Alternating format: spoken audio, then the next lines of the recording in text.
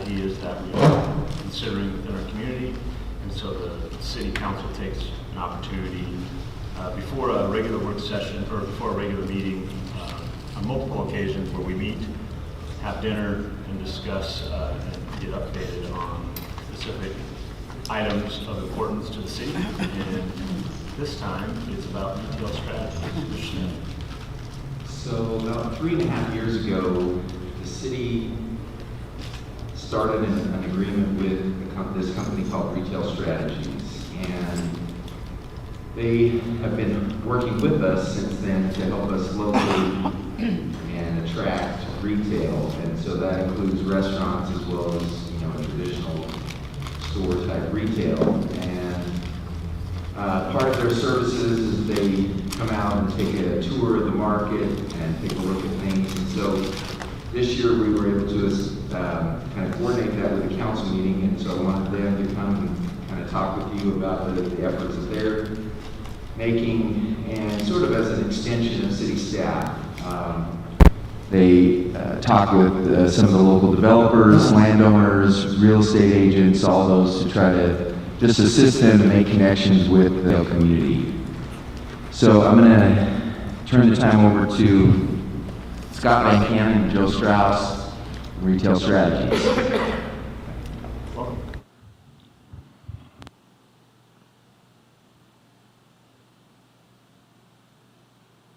Y'all hear me okay? Okay, good deal. Well, thank you. Thank you very much for your time. Byron, thank you for the introduction.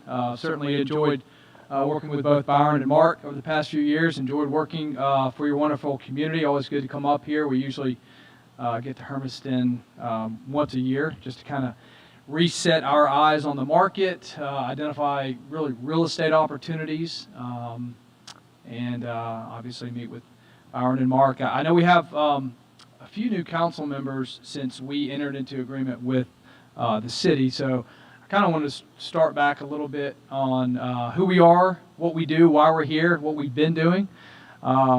Again, my name's Scott Von Cannon. I'm the COO of Retail Strategies. Joe Strauss here is with me. He's our Vice President of Retail Development for our company. Retail Strategies is a municipal consulting firm. Believe it or not, we're headquartered in Birmingham, Alabama, pretty far away from here. We have offices in Atlanta and Dallas-Fort Worth as well. And our role is, as Byron said very well, we are really an extension of City Hall. Our focus is naturally on retail. We provide a service of identifying retailers that are growing and trying to find homes for them in communities across the country. We're active in close to about 40 states across the country, and we've worked with several hundred communities over the past about 10, 11 years. We've been established. When we were created as a company close to 2010, we actually grew out of more of a traditional commercial real estate company.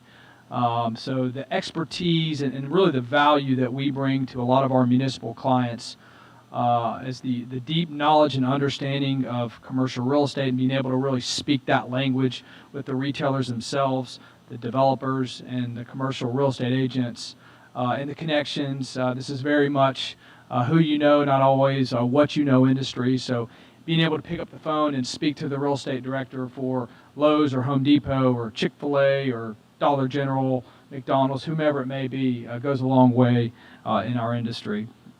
Really wanted to start off by showing some of the initial research and analytics that our company ran a couple years ago. I've updated some of the statistics, but just really wanted to take a step back, maybe 3 years back into the past, and start with how we originally assessed this market, what we've kind of learned along the way, some of the wins we picked up, and some of the things that we're working on today as well. Can't talk about every particular project that's pending due to confidentiality, but certainly we'll use a lot of generalities in regards to some of the projects that we're working on today.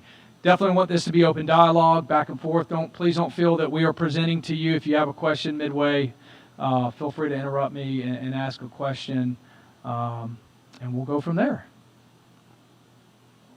So really starting off, this is a partnership. We look at this as really a locked arm engagement with the city. We rely a lot on Byron and Mark as really being the local experts with their feet on the street. We kind of perceive ourselves as the outside experts in this engagement with the connections outside of Hermiston. Our goal, again, is to create success for our clients. We maintain a 4-to-1 client-to-staff ratio. So as we have grown as an organization over the years, we continue to staff up, add additional services and value to our clients. Again, reintroducing ourselves, Scott and Joe here on retail strategies, and have been working directly with Byron and Mark over the last few years. Very thankful for the two of them. We rely on our points of contact often to find out local intel in the markets, identify in some cases property owners that are hard to get in touch with, or understanding dynamics of a local community, and having the local experts in town really make our job much easier. Joe and I are not the only individuals working on behalf of Hermiston. We have a whole team behind us. We have a retail recruitment team, a marketing research team that puts together marketing flyers, aerials that we use at trade shows and conferences throughout the year. We have a research and analytics team that runs a lot of the data and the analytics, which is typically updated on an annual basis, and so on. This very difficult graph or image that we're looking at kind of explains our process. If you can kind of follow the outer wheel, we start off with a market analysis. A retail market analysis really allows us to identify what the community looks like from an analytical standpoint. Following that, we conduct a boots on the ground tour, typically a couple months into our agreement, to identify, again, what real estate opportunities there are in the market. We might have a grocery store interested in your market or a restaurant interested, but again, if we don't have the right real estate to put them in, we're not going to have any success really locating them to your market. So take a look at the data.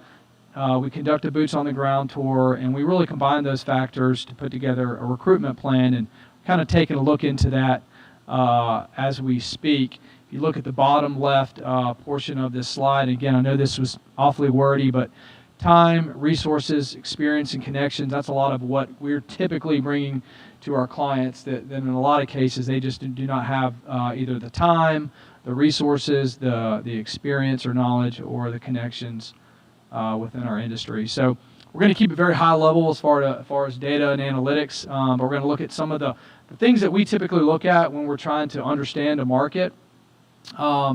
This is an aerial that's actually not specifically Hermiston, but these are some of the reports that we run every time we're engaged by a community, identifying the demographics, the socioeconomics from multiple drive times, radius rings. We always identify one, if not multiple, customized trade areas.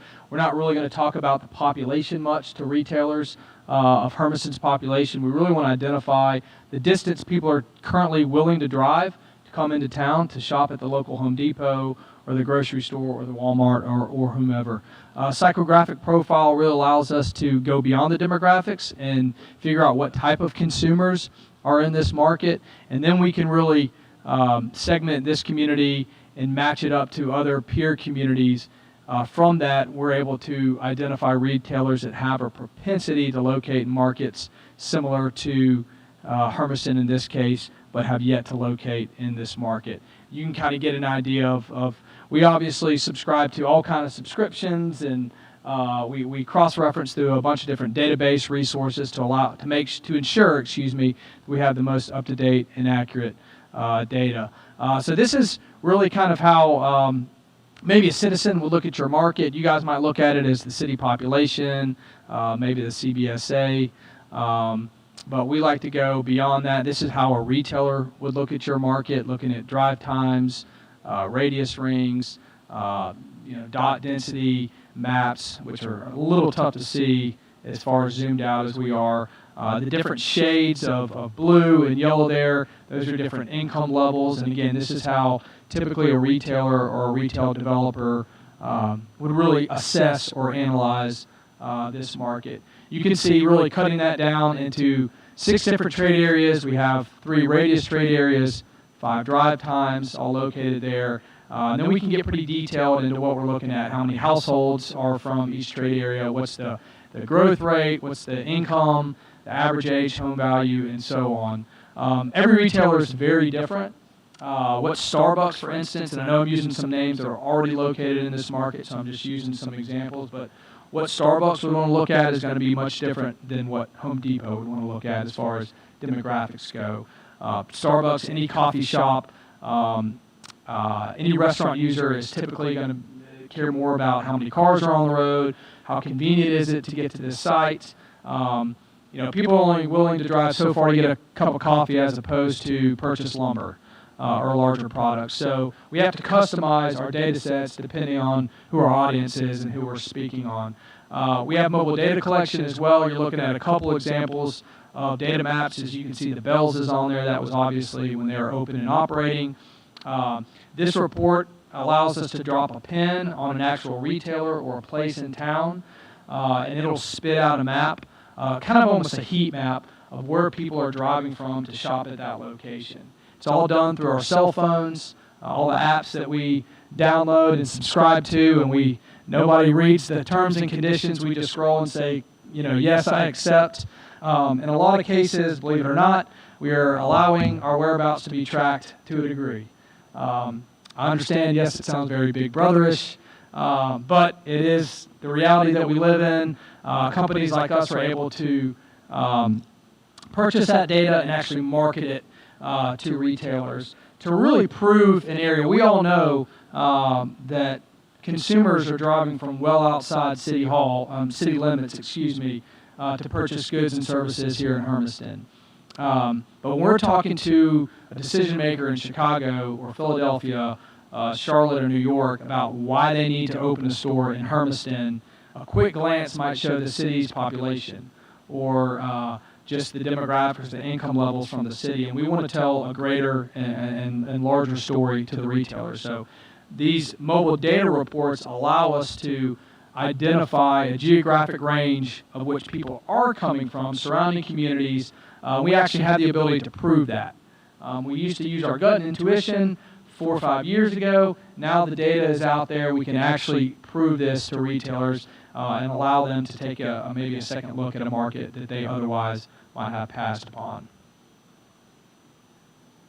So you can see a couple different trade areas. I know it's kind of tough to decipher. Looking at those, the heat map of the shades of color, the darker the shade, the higher the density. I think this was run from the Home Depot. No, actually, we've got the Walmart up there, yep. And then identify multiple drive times from different points of interest. So put all that together. This is an example of just a single customized trade area. So as opposed to using the city's population, we would more so be using a number 65, 70,000 is where we feel a comfort level. Again, this was one customized trade area. So those would be more of the figures that we're typically going to share with a retailer or a developer. And then we have the ability to dissect each of those trade areas by multiple factors, whether by race, daytime population, workplace population, depending on occupancy. And then we can go beyond those demographics. I referred to Tapestry Segmentation. This really allows our team, retailers, to identify what type of consumers. If you're looking purely at demographics, that's not really going to tell you what types of goods and services people are prone to buy. Tapestry Segmentation allows us to identify that. There are all these stereotypical names, and you'll see a couple examples on here. This is actually a map of Hermiston. And some of the top 5 tapestry groups that are pulled. You can see there in the bottom right, Middleburgs, old and newcomers, down the road, Southern Satellites, up-and-coming families. All of them have a very specific description on who they are. As you can see, as example for the Middleburg group, median age 36.1, median household income just shy of $60,000. It goes into their hobbies, their traits, and so on. And some of these retailers have done a really good job of identifying, who their consumers are, who their customers are, and if we can pinpoint that they are located here in Hermiston, we're going to have a better shot of locating them to city limits here in Hermiston. So we take a look at some of that data, and then we try to really pinpoint on what are some of the gaps in the market? What are some of the focus categories that we need to look at? So we run a report called a gap analysis. Some of you might have heard referred to as a leakage analysis. Really identifies the dollars leaving Hermiston on an annual basis. It allows us to pinpoint that by retail segment.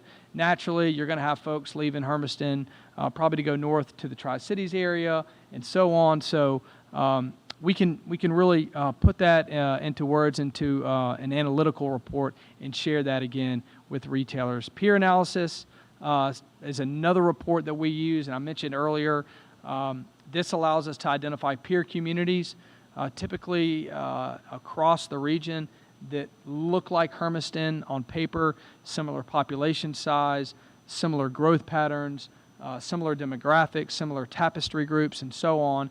And by studying those peer communities, we can see a trend of retailers that, again, have located in those peer communities but have yet decided to locate in Hermiston. So if we're getting pushback from a particular retailer, and they're telling us, for instance, hey, Hermiston's, that you hear the word sleepy a lot in our industry. That town's a little sleepy, meaning it's a little small, there's not enough people, there's not enough growth.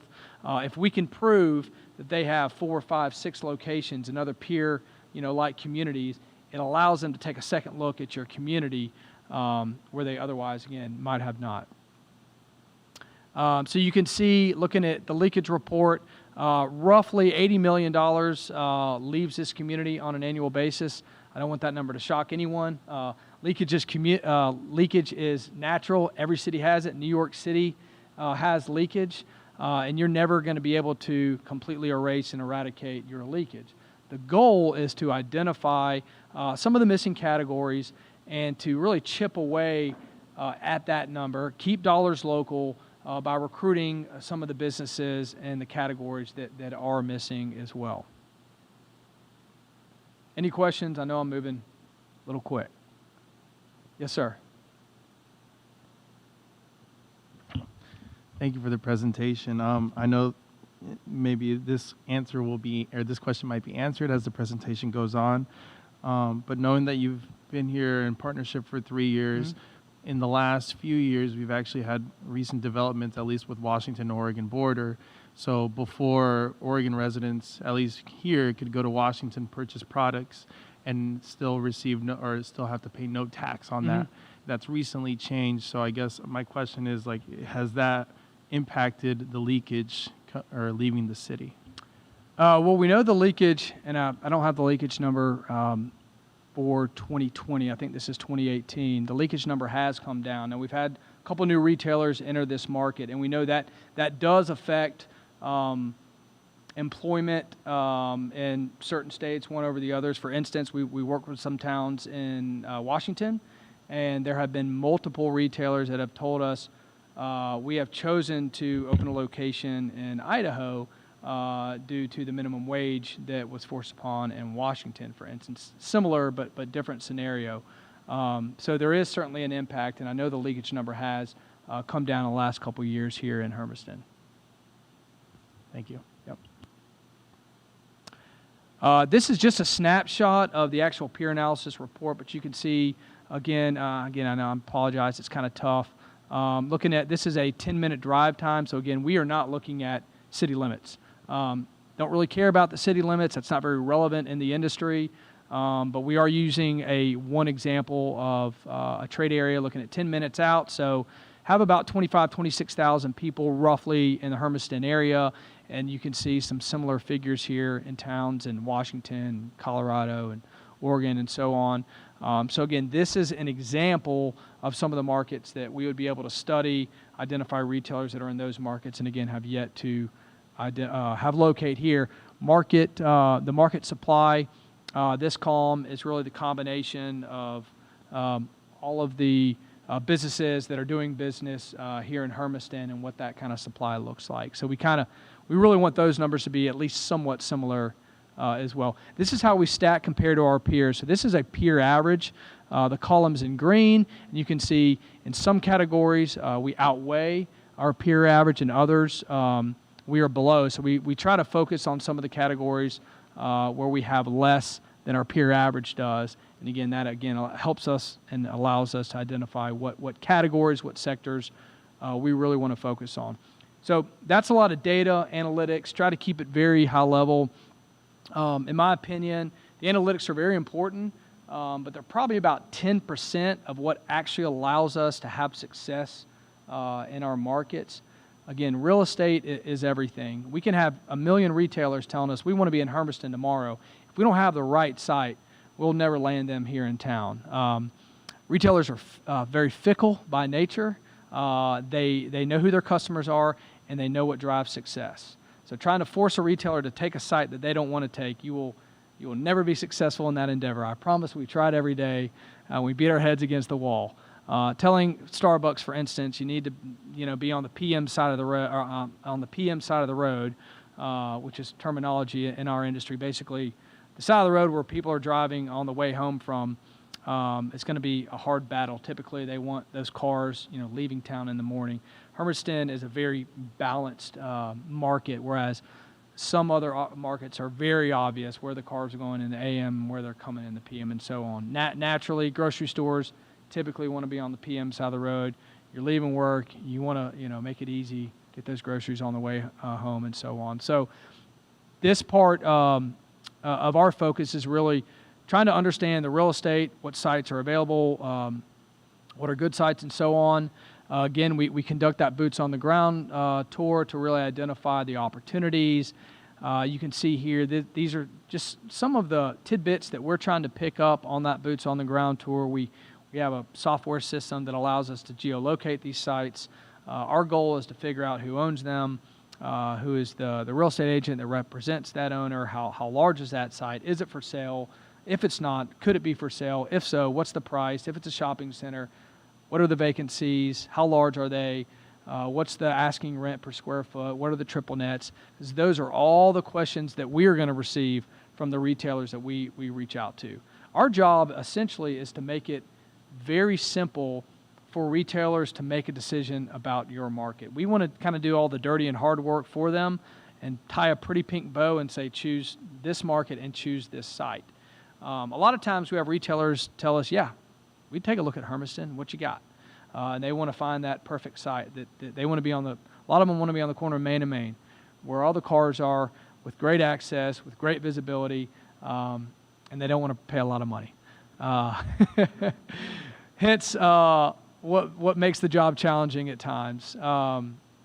So those are some of the items that we're typically trying to dial into.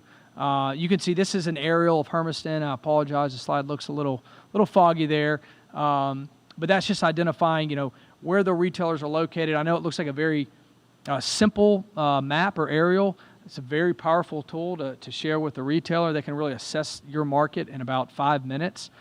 We use aerials like this when we attend trade shows, when we're meeting with retailers, developers, and so on. It's tough to see, but we have traffic counts identified right up the highway on some of the intersecting roads as well. And again, this is just allowing us to answer questions for some of those developers and retailers. This is an example of some of the sites that we would maybe pinpoint, identify, whether it's existing real estate, backfill opportunities, development and higher and better use. You can see, even the building we're in right now, we know that's at times have become available. So trying to assess these one by one. We put it all into a property catalog. So you can see some of these buildings, which were vacant at the time, have been backfilled. The Payless Shoe right there, obviously we have Sherwin-Williams in that space, and so on. So we're trying to identify, is this a vacant land? Is this an existing building? Where is it located? And so on. All these green dots here, again, this is just a snapshot from our software system, Tetrad, and then we have detailed notes in each one of those green dots. Naturally, you can see concentration here on the highway.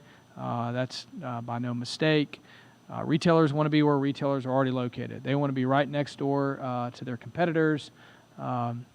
No coincidence when you're driving down any market, you typically will see a Rite Aid across the street from a CVS or across the street from the Walgreens. McDonald's is next door to Burger King. That's not by accident.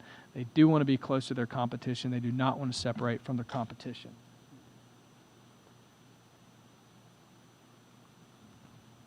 This is just an example of some of the prospects we identified a couple years ago, some of which have located into town. This is just a quote from Hibbett Sporting Goods, a national sporting retailer, talking about the time to source a deal. Every time we engage within a community, we ask for a 3-year partnership. The reason we do that is because of the timeline of the deals in our industry. A lot of people kind of assume or wishful thinking that you can point at a piece of dirt and tell Chick-fil-A or Sonic or whomever, hey, you guys go there, and that poof, 6 months later they start construction. And if that were the case, we would have the best jobs in the world. Unfortunately, there's a lot of steps to it, a lot of people involved, from architects to engineers to property owners to real estate attorneys to developers. So there's a lot of pieces that have to come together. Every single store, whether it's a single McDonald's, is typically a multi-million-dollar investment. So although we kind of take it for granted driving down the road and see a Starbucks or a McDonald's or a Chick-fil-A, whomever it may be, that's typically 2 to 3 years in the making of that store coming out of the ground, and typically millions of dollars have spent on one single store. So kind of goes in supporting the reason why these decisions do not happen quickly. The expansion plans of these retailers are methodically thought out on what stores they want to open in what towns, and a lot of them are looking for the best deal as far as economics goes, and low-hanging fruit, the easiest deals as well. They're not always as concerned with markets, believe it or not. Sometimes that is certainly a factor, but keep in mind, a lot of these retailers are national retailers, and they are traded on the stock market, and they publicly announce how many stores that they're going to open, typically at the beginning of each year. And what matters to the executives with a lot of these retailers are keeping their shareholders happy. And what matters to them is to hitting the number. If they're going to open 30 stores, by God, we got to open 30 stores. And if they're going to be 30 in North Carolina and none in the other 49 states, that's typically not going to happen. But my point being that their goal is to get their number of stores. And again, they're looking for those easy stores that are put up on a platter. So these are some of the brands. Again, this is merely just a couple example of some restaurants that identified on the front end. Obviously, we have Panda Express, which is located, a deal that we did work on. A couple other names up here we are frankly pursuing and are looking at this market. Here are a couple of general merchandise and pet stores that were identified as well. And let's talk about the outreach. How do we go about doing this? Well, obviously last year was an interesting year. So we have a team. Joe really heads up our retail recruitment team for our firm. Again, a big value that we bring to our clients is the relationships that we have with a lot of these retailers, the tenant reps, the reps that the brokers that represent them. And so on a day-to-day basis, we are communicating with a lot of these brands, simultaneously communicating with some of your local property owners, some of the brokers here in the market, and really trying to play matchmaker. We're kind of this middle entity between the retailers and the property owners. We obviously don't own any property in Hermiston, so we can't force a property owner to sell their property or lower their price. We can certainly influence. Same with the retailers. We can't force a retailer to open a store, but we can run a lot of data. We can identify a good opportunity, and we can try to make their decision very easy for them. That's a big goal that we have. We're really a translator between those two entities. In normal instances, we do attend a lot of trade shows. ICSC, International Council of Shopping Centers, actually just rebranded this year, is the largest retail trade organization in the world. It's an international organization. Retail Live is another retail trade organization as well. In normal years, we're going to a handful of these shows. Obviously, 2020 was absolutely dead due to obvious reasons. Thankfully, a few shows have picked up this year. We've been able to attend the Retail Live show in Orlando back in May? 3 months ago. I think that was in May. And we had a team down in Austin, Texas. They had their second show of the year in Austin, Texas. Obviously, these are not geographically located near Hermiston. I understand that, but it's allowed us to get our pulse back on the industry, speak with the retailers, understand what kind of markets and deals they're looking for. Naturally, there's a lot of pent-up demand due to COVID last year. A lot of the retailers are active. Some of them are slower waking up than others, but there is a lot of optimism that we're seeing out in the industry right now. And a lot of these brokers just really want to do deals. A lot of these retailers need to open new stores. Some are more hesitant than others, but again, there is a lot of optimism. ICSC will have their big show in December this year. That is held in Las Vegas each year. So that will probably be the biggest show. That will be the biggest show of the year in December. But that's a very light year compared to a normal year. You can see we'll have shows in the Pacific Northwest and on the West Coast. There's a show each year that rotates in LA, San Francisco, and San Diego, but typically accounts for the West Coast, essentially. As I mentioned earlier, we have a marketing team that puts together marketing materials, aerials, and so on. This is just one example. This is a small brochure that allows us to really pinpoint some of the major high points about your market. You can see some of the growth rate, number of households, median household income, population, and so on. Again, we'll use these at trade shows. This is just one example of many.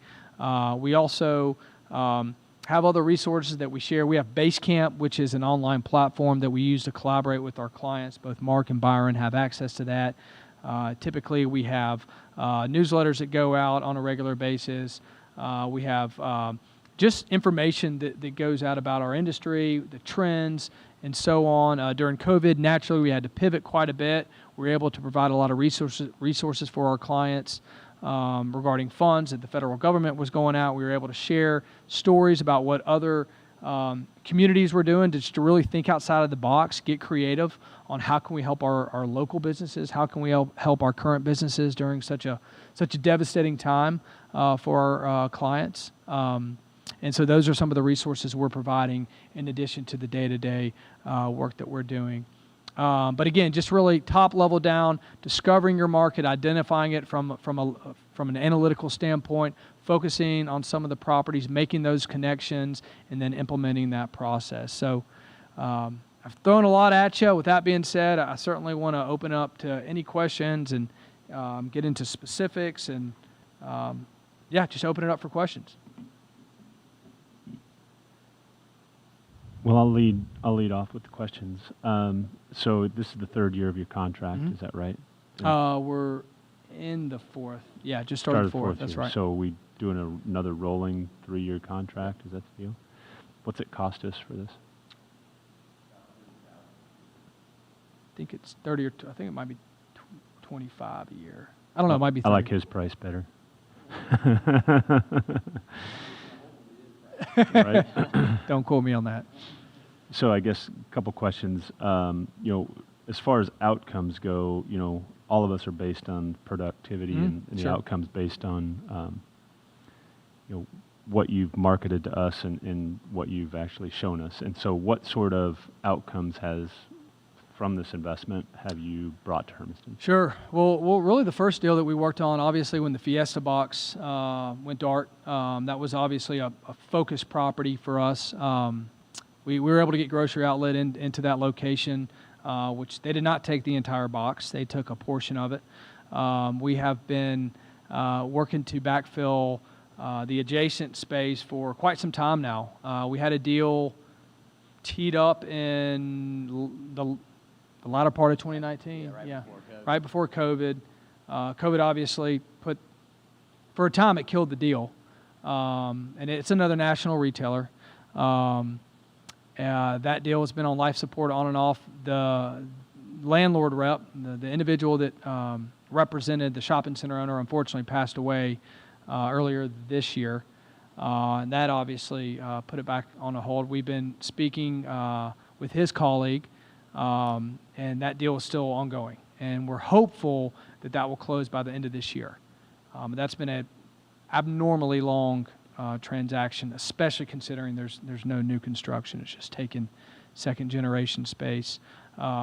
The Panda, obviously, was another deal that we worked on. Had a lot of restaurants take a look at that site. It was a fairly expensive site, and so we had some other restaurants pass on it merely due to economics. Panda felt that they could afford that. They purchased that site. Sherwin-Williams taking the Payless Shoes was another win as well. And I would say we have 8 or 9 retailers that want to be here today. And it comes down to real estate, finding the right site. One of the biggest deals that we're working on, without naming names, we do have a national apparel discount user that has been interest. We've been talking on and off for about 2 years, started those conversations pre-COVID.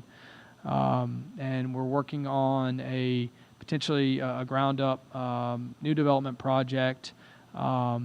We believe, in discussing with them, they have identified, or we know they've identified an existing space in town that will be much cheaper rent. New construction is extremely expensive, obviously, with the rising cost of construction and cost of real estate already where it is. Those deals have become more and more difficult as time has gone on. So a lot of these retailers, if they can find space that makes sense for them and that gives them the co-tenancy that they're looking for, meaning tenants that they want to be surrounded by. Again, a lot of these guys are fickle and picky, but we have one of those tenants that will most likely occupy somewhere between 15 and 25,000 square feet, and we are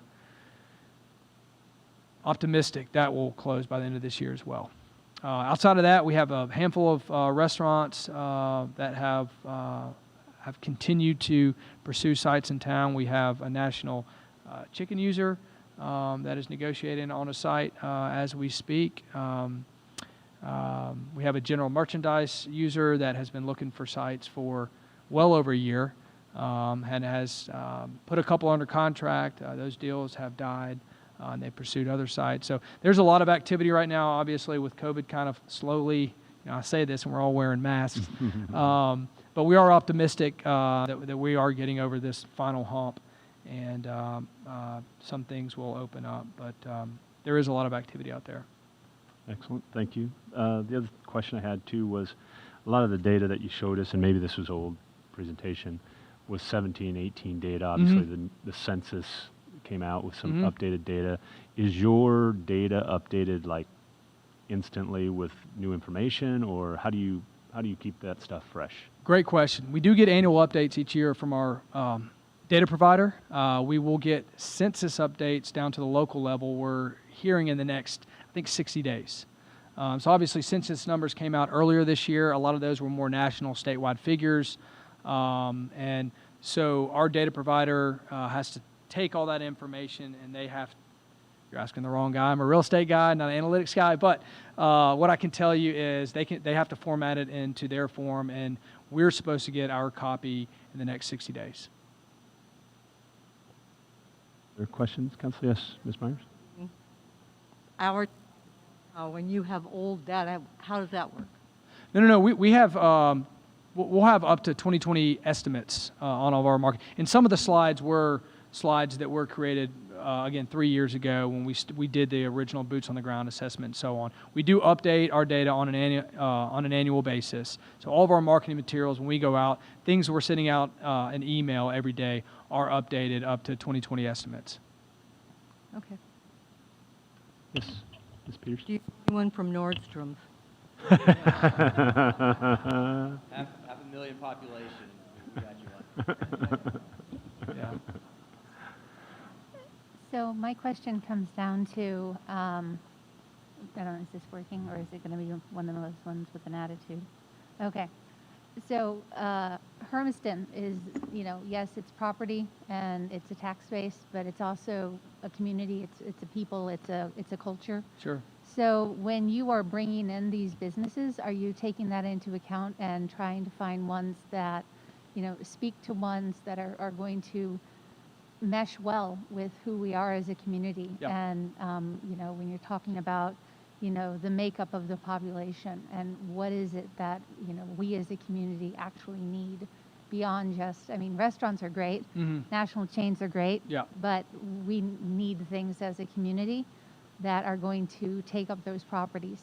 Sure. So are you taking that into account? And if so, how are those decisions getting made? Yes, we are. When we originally run our analytics, that allows us to kind of identify what gaps are in the market and what the needs are.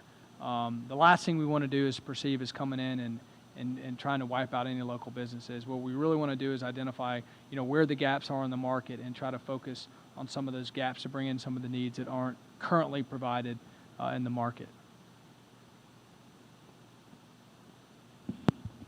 Byron?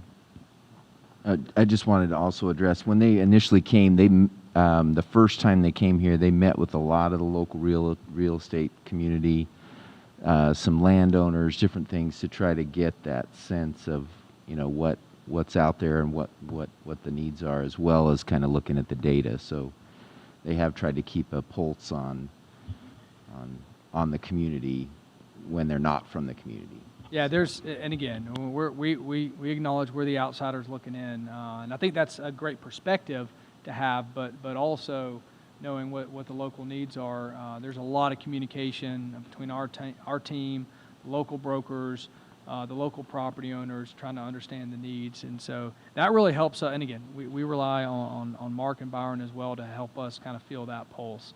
When we come to the market, a lot of times we're having those meetings one-on-one with local brokers and property owners here in town. Councilor Harden? Well, I think a lot of times when retailers look at us, they seem to forget that it's not 5 or 10 miles outside of town. It's Well beyond. sometimes 50 Yep. or more. Yep. Like when Home Depot opened up, I mean, we had people from Hepner and areas. Mhm. That's as close as it gets. So I think that sometimes the retailers have a tendency to narrow their window, and they come up and said, well, this restaurant can't come in town unless you've got 125,000 population base, okay? And so, but I guess my question is, so why can somebody like McDonald's come into a real small place and be fine and dandy with it? Because they are a national retailer, Mhm. whereas some of these restaurants think, well, you're not big enough to even consider. Right. Whether it's, I think one of the things we're really hurting is grocery retail. I mean, we have 2 major grocery stores, basically. Right. And the other day I got a report that people went to go grocery shopping and the parking lot was totally full. There wasn't any place to park even. Yep. So obviously we need something more. Right. So how do we get something Right. more? And to convince people that this needs, you need to be here to shop, Sure. rather than, we've talked for years to try to convince somebody like Costco to move across the river and be on this side. Yep. And supply it because, 'cause we know that people drive from, Wallowa, from points beyond mention, and Right. So anyhow, that's just my concern. I mean, I get the yow from my wife all the time. It's like, we don't, we have no retail here. Right, right, kind of right. deal. So it's like, so how do we encourage retail to come here? I mean, Sure. if Winco can drive their trucks through our town going from here to there, It's just a slap in the face. so why isn't it? can't they have a business here? Yeah. Okay, Well, to answer your first question, every retailer is different. I mean, they all have different strategies, and those strategies change constantly. It's what makes our job exciting is our industry is ever evolving, and what one particular retailer is doing in one quarter or 1 month can and will change throughout the year. McDonald's is going to have a certain strategy, and McDonald's and Sonic and some of these brands, their strategy is to penetrate small and large markets. And whereas, Fred Meyer, for instance, obviously they're going to need a larger demographic base, a larger population draw to justify the sales volumes they need for the amount of cost that goes in to build their store. But going back to the mobile data analysis that we're able, when the Ranch and Home, Bill Dress's Ranch and Home opened up on the south side of town, I remember running a mobile study on them, and it really showed, the distance that people were driving to come in, and that, to answer your question, is how we kind of try to make that case. And again, the majority of the time, we're talking with folks that might have never even stepped foot in this state. A lot of these national retail decision makers are in Chicago and Dallas and Phoenix and LA. And so we have to kind of start macro and work our way micro. So we try to sell on a larger region by using some of this data, and they're going to say, where's Hermiston? Never even heard of this place. Well, hold on, let me explain where this is, and then we kind of use a larger regional map to show what the draw is, and then we can get them interested. I mean, the traffic counts are phenomenal. I mean, Joe and I were driving the market this afternoon at 4 o'clock, and it was busy as could be, and another answer to your question is how well the existing stores are doing. Your Walmart is overflowing, or it was today, which is a really good sign. And other retailers want to hear that because they see that as opportunity. They don't want to hear that their competitors are doing bad. They want to hear that their competitors are blowing it out of the water, and they see that as their opportunity. So when we can show and prove that to a retailer, it allows them to take a market seriously that otherwise they might just bypass. They have a lot of options. There's obviously a lot of communities out there. So, to give you a quick example, a retailer that plans to open 20 stores in 2022 is probably going to look at, well over 100, probably over 100 markets to open just those 20 stores. And so our job is to try to get our client on that top 20 list, maybe even the top 30 or 40 list that first year. And then we're on their radar, and then the next year they start taking us more seriously, and then eventually we're going to get them to open that store. Well, I know you're talking about Fred Meyer. It's interesting to me that, there's Fred Meyer in the Dalles, which is population, 11,000 or 12,000, whatever. Mm-hmm. And I realize it's got smaller towns around it, but our disadvantage is that there's a Fred Meyer in Tri-Cities. Yep. So that's where the rub comes, I guess. Whereas Costco's similar. I mean, if, yeah. You want your distance between the nearest store because they know they have a big pool and they know people are driving up from Hermiston and so on. So. But we really don't want to. We'd rather. Right. buy here. I understand. That's not as convenient for us. I totally right? understand. So Yeah. the other question I had in regards to your comment earlier about leakage, and is that a number that's the margin, meaning the amount of people that come in to buy here versus leave to buy here? Is that the margin number, or is that just leaving?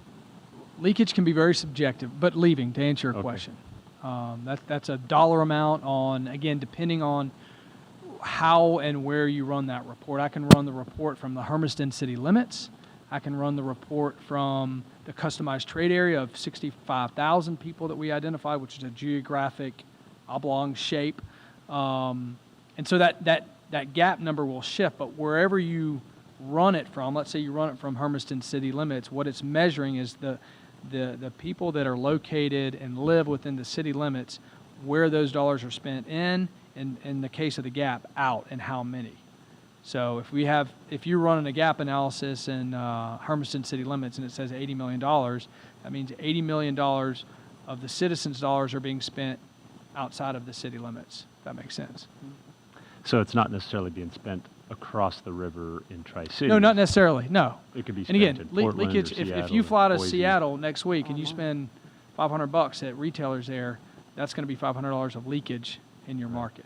It's not. Yeah, it's not So, directed. The point I was going to make, I guess, would be one way to analyze your guys' success is if we saw that number drop, Mm-hmm. right? So that number, if we're filling the gaps like you suggest, then we should see that number come down. Correct. What other questions? Yes, Councilor Davis? I know there's a vacant ex-car dealership. And is there any interest in that property down the road? The Campbell Toyota. Yeah, it's a really good retail site. Yeah, I We've figured. had a lot of we've been in communication with that property owner for quite some time now. Well before that property was on the market, we've sent a lot of retailers to that site for some time now, and they've been communicating with those entities and others. And so we're kind of a matchmaker. Again, we try to get as much interest with the right retailers to those property owners so that in hopes that they choose it. It's really up to those two entities to negotiate, obviously, a deal. Mark, I don't know if you have time to talk about it right now, but we had at one point considered a alternative plan for part of that property. And are they aware of that and part of the conversation as far as that developing? And does that make sense for the city to invest in that? Yeah, so like has been mentioned earlier, really the retail strategies folks are an extension of our staff here, and so really we've been keeping them apprised of all of those potential plans, because they're really lockstep with us. We're not going to plan on going forward with something like that unless we've been bringing them along, and so they've been helpful to advise us on some of the best ways of potentially marketing that. Not the least of which being, when we all look at it, it's a large triangular piece of property that has great to us frontage on 395, and geez, look at all these cars driving by. They're the guys that know exactly, well, geez, this frontage is really way too small for X, Y, and Z retailer, and so they can help us really design those improvements a lot more efficiently when we're looking at doing those types of things. So that's one of the ways that they help us with that. But then also, I think something else that I would say as far as return that retail strategy has been able to provide for us is if it all comes down to real estate, when it gets to real estate, it really all comes down to relationships. And so that's really where they've been able to extend the City Hall staff. Is I think they have done a really good job of being able to reach out to all of the existing property owners in the city, really understand those key properties that are out there and are potentially viable, and really be able to develop those relationships with them, so that then as they're going out and meeting with retailers over several years, and those things take time to develop, they already have that relationship with the existing property owners. So those are relationships that Byron or myself don't necessarily have the time to go out and be constantly updating and staying abreast on all of those types of relationships. So much more than the question that you asked, but it's been a good partnership. Well, I think to that point, I guess the city or the council would look to a recommendation from an agency like yourself to say, hey, this is a good idea. We've got people today that will we'll guarantee those spots will be filled. That would make a easier choice for the council to say, yes, let's move forward with something like that, versus let's just build it and hope that somebody shows up. Right. Other comments from the council? Questions? No? Ms. Smith? All right. Thank you guys very much for... Thank y'all. Hey, thanks for helping us out as a city and partnering with us and being an extension of Byron and Mark and bringing those retailers in. We appreciate continued working with you. So thank you. Absolutely. Thank you. Yep. We're going to take a quick recess, and we will start our regular city meeting at 7 o'clock.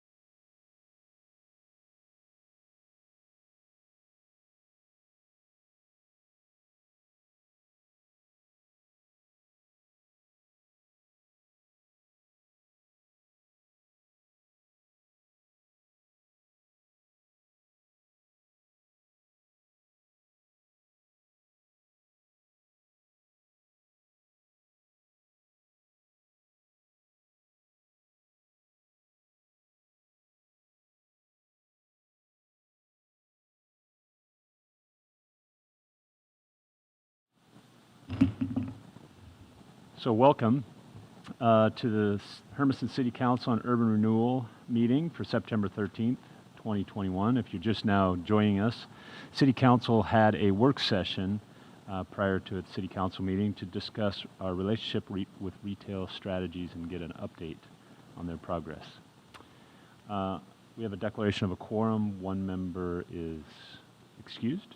Mr. Primer. Please join me in the flag salute.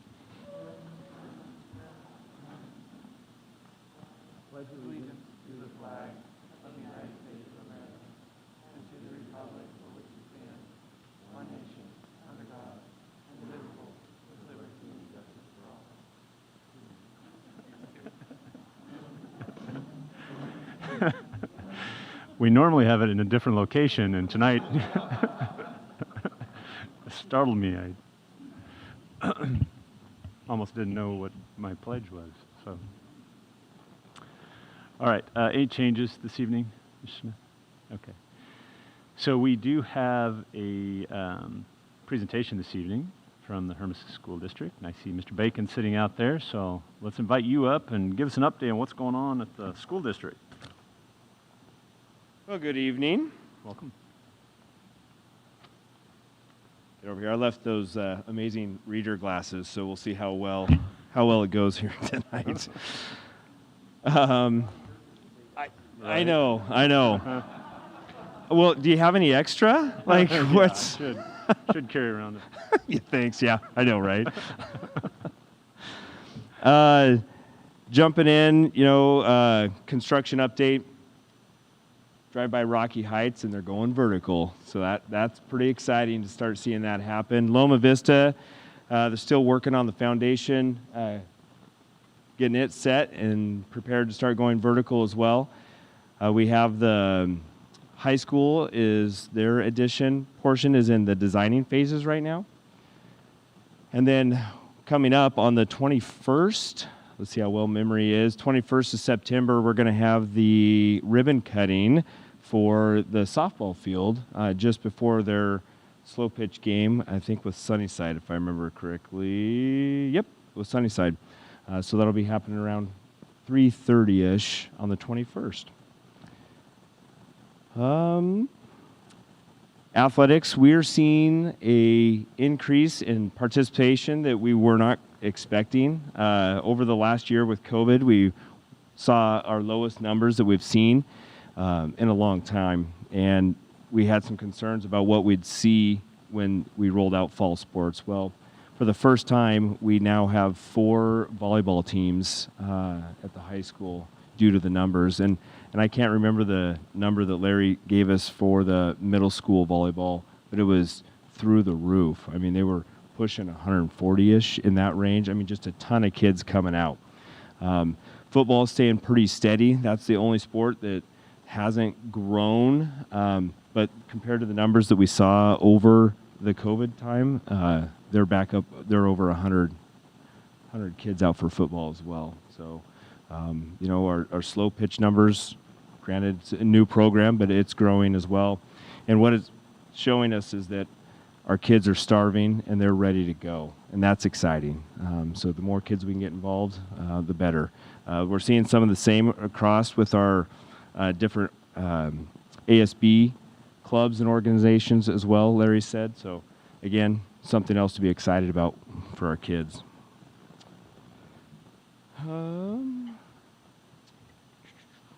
And then just wanted to share some of our last board meeting.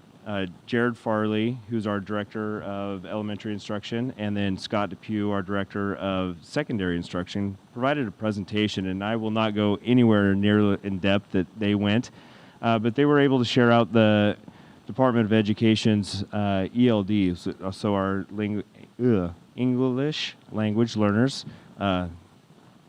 data that they've collected over a time span. And one of the interesting pieces of that data was the growth in our overall population of our Hispanic students in the Hermiston School District.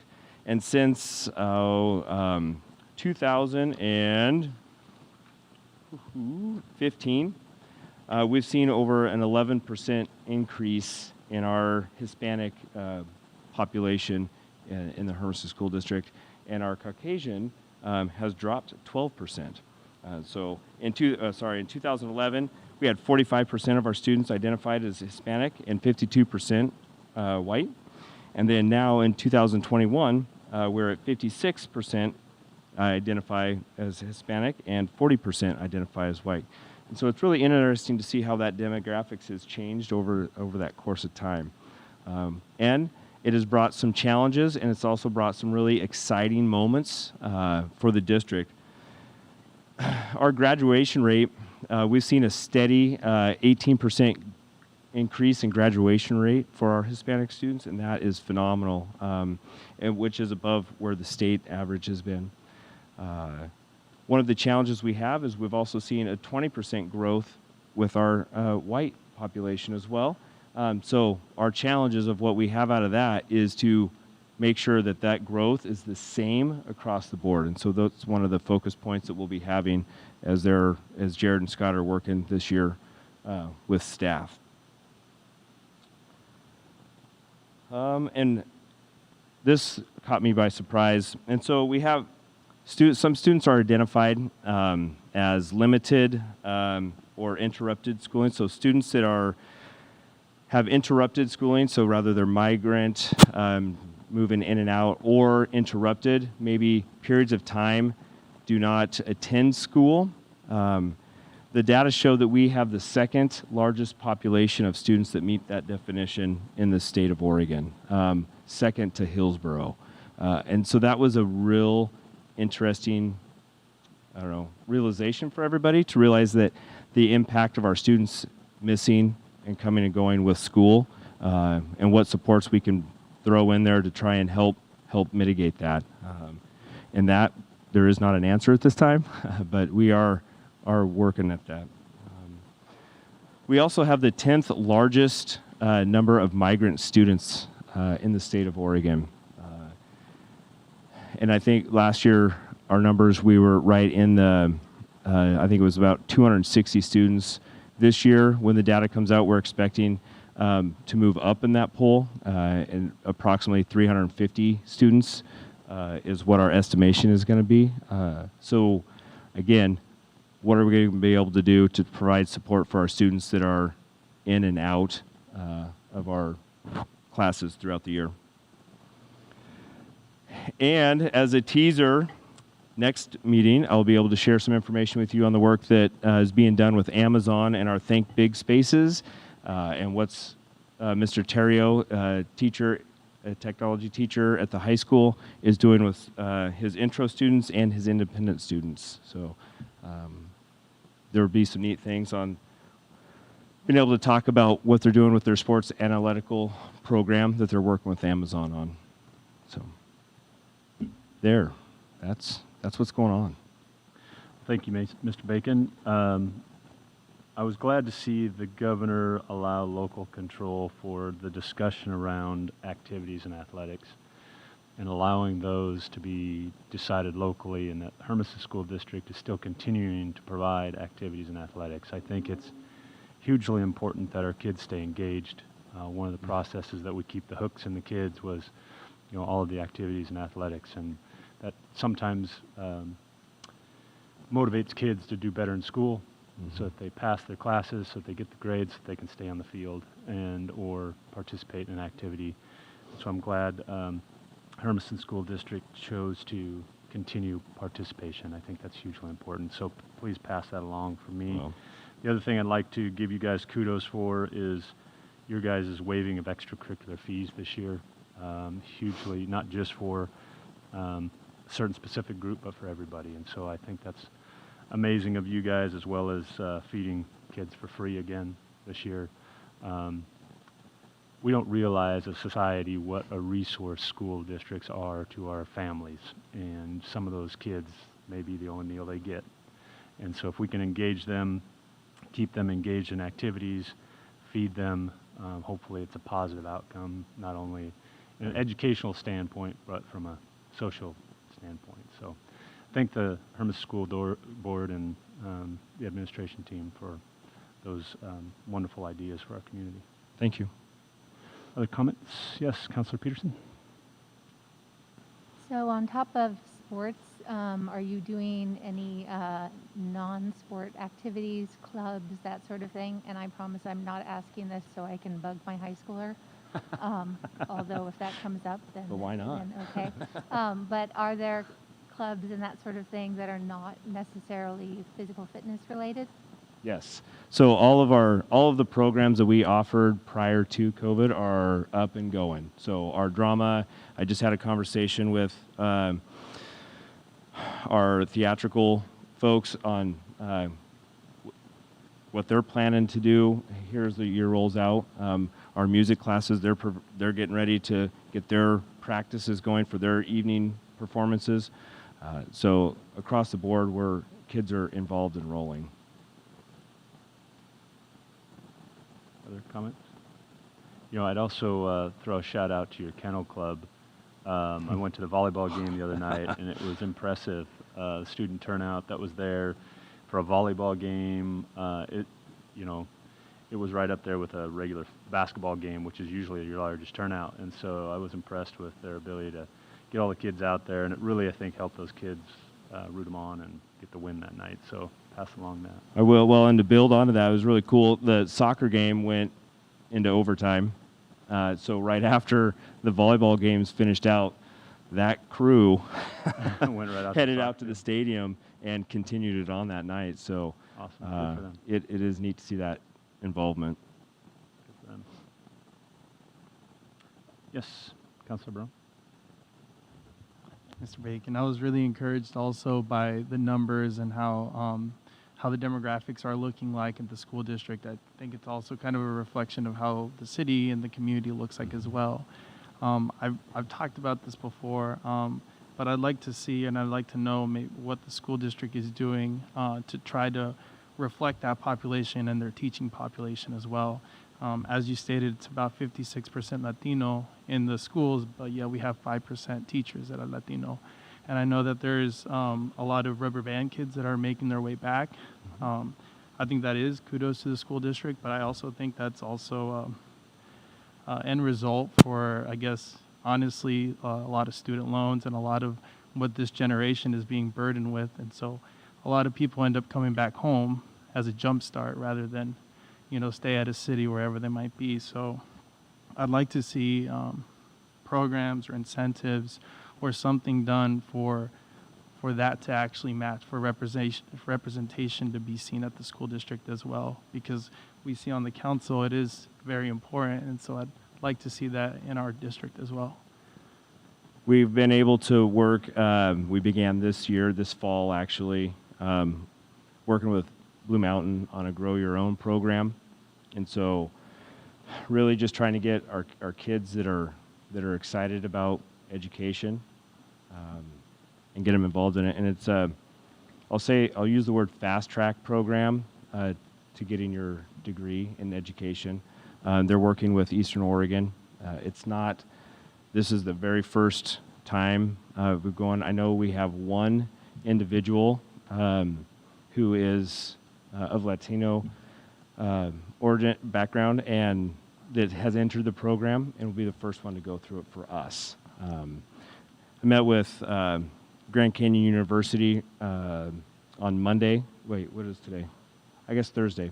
Whatever day of the week we're at, just at the end of last week, and talked with them about how we can get something similar going for folks that maybe can't go to that campus here in town and use the online access. So not stellar by any means, but there are some avenues we're trying to work to help support people access-wise. Thank you. Councilor Peterson. So have you looked at other schools that have, are encountering similar challenges to see what they're doing? Like even the Tri-Cities, for example? Because I do work at a college over there, and we have a pretty robust program with the schools, and I'm not saying that would necessarily need to be mirrored here, but perhaps there could be aspects of it that could be applicable, even, as far as Grand Canyon-wise. I'm a fan of that school myself. So have you been looking at other different institutions to see?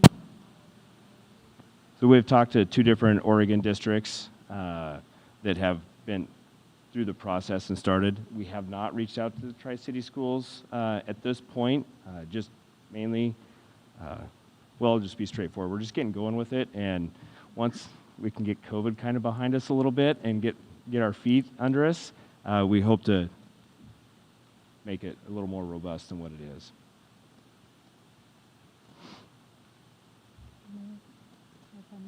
Yes, Mr. Ron? Yes, I will also like to give kudos to the district because I know that at the middle school, at least, we have one administrator that is bilingual. This year, the district has the opportunity to have also a bilingual social worker at the high school, and they hired 2 counselors this year that are also bilingual, one at West Park, one at Sandstone, so that is huge for the district. And I see more and more every year that some of our former students also that have graduated have come back to teach at some of our schools. And these are great role models because I think we had one, well, there's more, but we had a former student at Desert View last year that was hired. And then we've had some other ones, that are also part of the district staff this year. So I applaud that because I know that prior to COVID, but now because of COVID, other issues arise like depression and other mental health issues, and it's so much better when the parents are able to communicate directly with a counselor. So I do want to recognize that, and I want to thank you for that. Well, then, sorry, I keep going on this here a little bit, but we were also able to host 3 different community forums. This was related to vaccines, and Mr. Ron was able to set one up, and so Dr. Hitzman and myself and Mr. Ron came here and hosted it for, it was open focus for our Hispanic families. And it was really interesting, the feedback and the questions that were asked in the 2 different platforms. It really showed a strong need for different information to be coming out to folks. And Mr. Ron and I talked about that briefly, and so we're hoping to be able to put some things in place down the road to really support that. It just showed a different need. Questions that were being asked weren't necessarily so much on vaccine, but really how can we get stronger information about the start of school out to some of our folks. So it was a good eye-opener for us.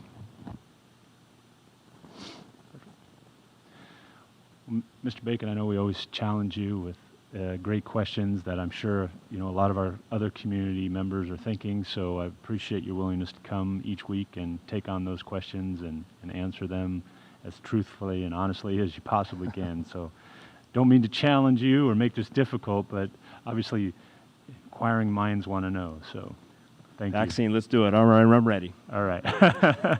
So thank you, and we look forward to the next time. All right, have a good night. You too. All right, we're going to move on to our regular agenda now. This is the first opportunity for citizen input on non-agenda items. Anyone here this evening that would like to talk to the council, please come up to the microphone up front, introduce yourself by name and address, direct your comments to me, and try to limit them to less than 5 minutes. I think you're the only one tonight, Jackie.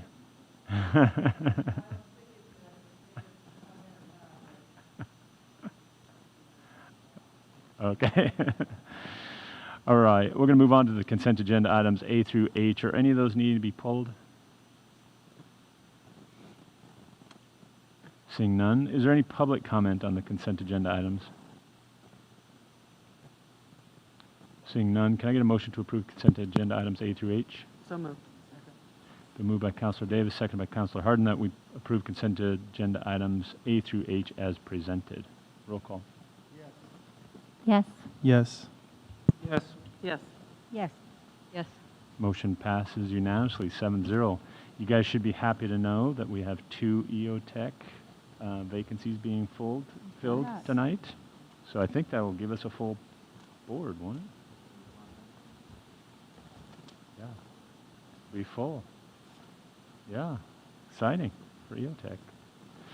All right, no items removed, so we're going to move on to ordinances and resolutions. Resolution 2196, construction loan for LID ship.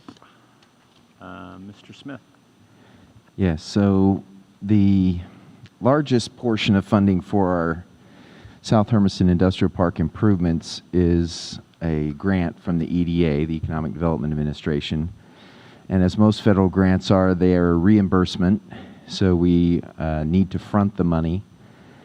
And so based on some just concerns about cash flow and needing to establish the final cost before we can exercise the LID, all of those factors have led to needing to get basically a construction loan so that we can pay the contractor, establish the final costs, and then allocate everything as we need, and then also seek reimbursement from the EDA. And so what we're asking for tonight is to get authority to borrow up to $1.75 million as a construction loan. And as we get reimbursed from the EDA, we pay that loan down. At the end of the project, we would then finance with some long-term financing instrument. We've been working with the state on that, actually, that would then allow us to then bill the property owners for their portion of the project. So what we're asking for basically is to have approval for me to sign a loan agreement with the Bank of Eastern Oregon, which has been a great local partner, and they gave us what we feel is a fair cost, loan borrowing cost, as well as interest rate. So be happy to answer any questions. Yes, super excited to see that you partnered with Eastern Oregon. They've been a great partner. They worked with us on the Funland project and been really good in the community to work with. So good to see them step forward in this one as well. The only question I had was in regards to leverage, as far as, we've got a lot of debt out there currently. This doesn't overextend us or put us in a position of, No. issues with faith, credit, no. Yeah, kind of segmenting our debt based on the sources that are dedicated to pay them back. Most of our debt is in our utilities, and they have sufficient revenues to pay their debt. As far as our general fund goes, we have quite a low debt ratio when we look at our general fund, and so this wouldn't jeopardize any of our financing. Okay. Any other questions from the council? Curious, when we get reimbursement from the EDA, do they also pay off the interest for this loan that we would be financing? Mark, do you know that? Sorry, I couldn't quite hear the whole question. Could you When we repeat that? get reimbursed from the EDA for the payments that we make, do they also pay back the interest for us taking out this loan? Yeah, so actually the main reason for it is not so much for covering the EDA reimbursement as it is to get us to the point where we can exercise the local improvement district option. And to be clear, this was something that we planned on from the beginning. And so we'd communicated that to the LID participants, that we would basically go out, borrow our portion of the funds against the EDA's portion, and then we would pass through those interest costs to the property owners. So really it's more on the property owner side of things that's going to be covering that. And we still have to negotiate then for what the final payment from the property owners is going to be looking like and how it's going to come back to us? Yeah, so not so much of a negotiation as it will just be a final accounting. So we identified exactly what the improvements were. So once we go out and can finish constructing the improvements, finish all the punch list items, go through any change orders and those types of things. Once we have that all nailed down, because some things might get pulled out, some things might get added. Once we have that all accounted for, that's when we'll make that final assessment. Any other questions, councilors? Okay. Are there any members of the public that would like to comment on Resolution 2196? Seeing none, can I get a motion to adopt Resolution 2196 and lay upon the record? So moved. Been moved by Councilor Davis, second by Councilor Harden, that we adopt Resolution 2196. 6 and lay it upon the record. Roll call. Yes. Yes. Yes. Yes. Yes. Yes. Motion passes unanimously, 7-0. Resolution 2197 and 2198, modifying speed limits on 2 city street segments. Mr. Smith? Yes, Mr. Mayor, members of the council. First, I'd like to recognize Mr. Spencer is not here because he's not feeling well, but this is one of his items. But in July, the council adopted a change in speed on Diagonal Avenue. And overall, that's been well received. And with that kind of publicity, we were approached by a member of the public to consider lowering the speed on West Highland out to where, basically where the city limits end on West Highland. And along with that, we recognized, as we were looking at speed limits throughout the city, the only other place where a city street didn't have the minimum speed limit that we are allowed to put in place is West Hermiston Avenue, and that is the remnant of it being a state highway in the past. And it really doesn't match up if you kind of drive down there and pay attention to the signs. It doesn't match up with the development pattern and the traffic. So what we're asking tonight is to adopt each of these resolutions that would lower the speed limits to 25 on these segments of both West Highland and then West Hermiston Avenue. So it's my understanding, if we take it down to 25, there's no opportunity to raise it. So unless we do some sort of traffic study, right? Yes, we would have to do a traffic study. Yeah. So that would be the only risk in doing these reductions, is then we can't turn around and then just raise them. That's correct. Any other questions from the council? I swear I saw 2 signs posted on Hermiston Avenue that already said 25. Well, it just depends. So it's the segment between, let me see, I think it's Right at the bend, right? 4th. Yeah, at the 4th, around 4th Street, there's a sign, and then I think maybe at the other. Right, so if you're 4th going east, then it goes down to 25. Oh. And then if you're going west, it stays at 30 from about 4th all the way out to 11th Street. I never saw 30. I may have didn't look that close, but I never saw a sign that said 30. Yeah, there is, I have noticed them, but Okay. yeah, Yeah, it is It's 30. by the bottle drop, I think. The 30 What's mile, that? The 30 mile per hour sign, I think, is by the bottle drop. Oh, yeah, Yeah. I think you're right.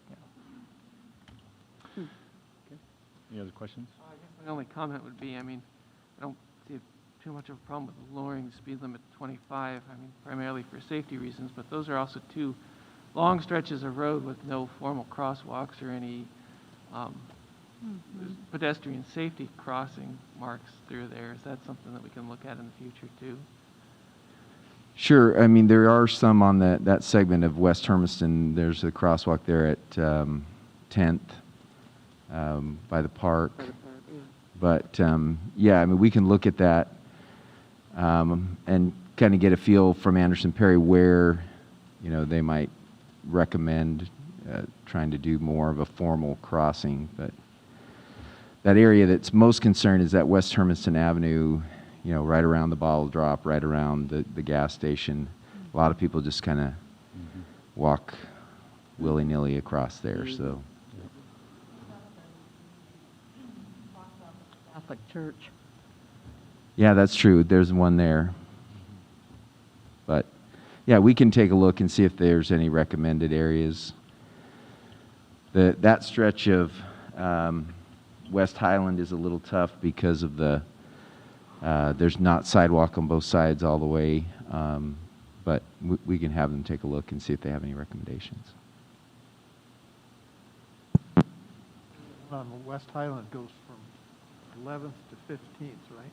Which is past the RV park? Correct.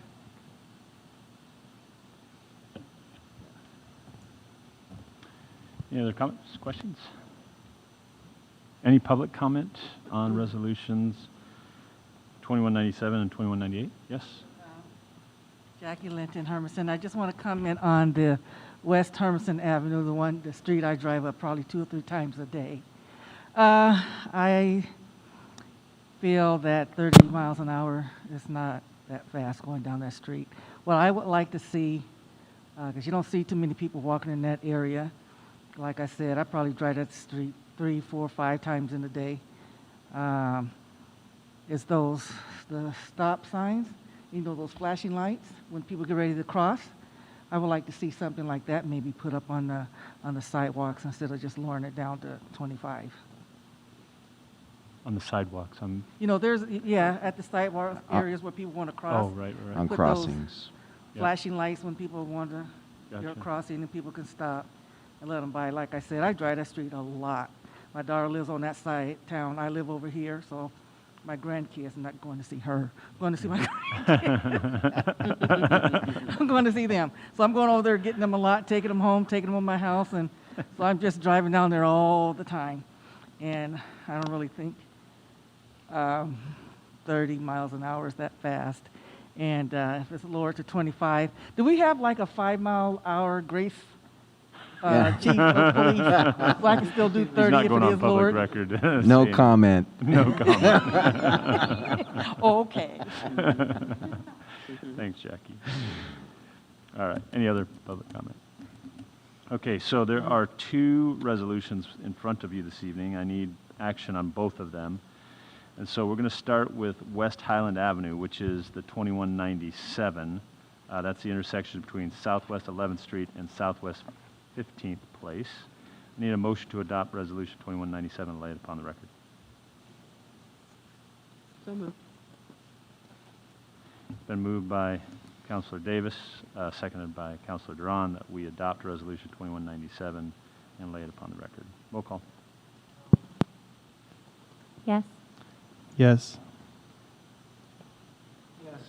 Yes. Yes. Motion passes 6-1. Councilor Harden in opposition. Motion to adopt Resolution 2198. That is the between West Highland Avenue, between the intersections of Northwest 4th Street and Northwest 11th Street. Can I get a motion? So moved. Been moved by Councilor Davis, seconded by Councilor Philip Spicer-Coon to approve Resolution 2198 and lay it upon the record. Roll call.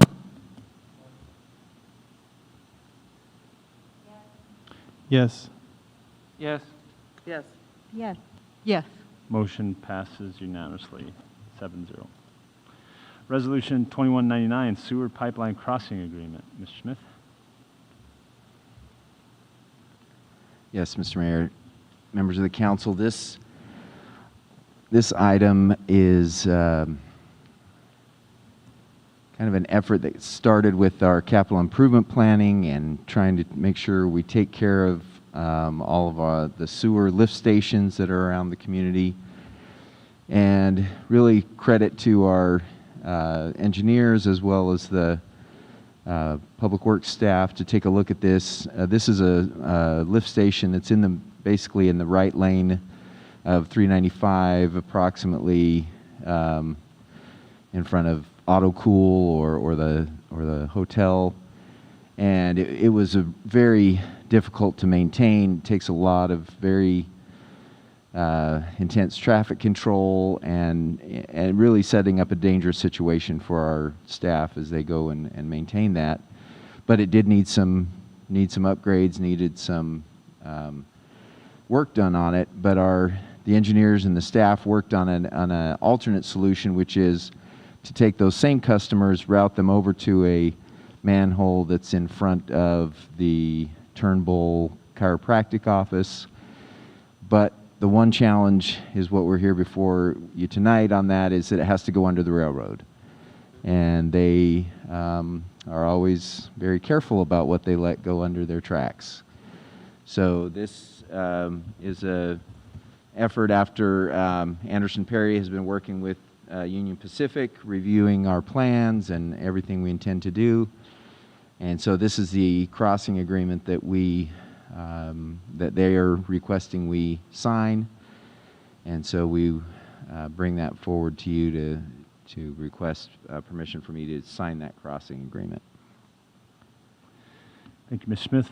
I was super excited to see this, frankly. I think this is a great resolution and fix to that. It was going to cost us like $900,000. Right, it's a $300,000 savings. $350,000 is exciting. what it states in here. That's a great savings to the taxpayers, and hopefully allow us to move on to other projects within our capital improvement plan to offset those costs. So super excited to find a solution to hopefully facilitate safety with our staff, get rid of a problem.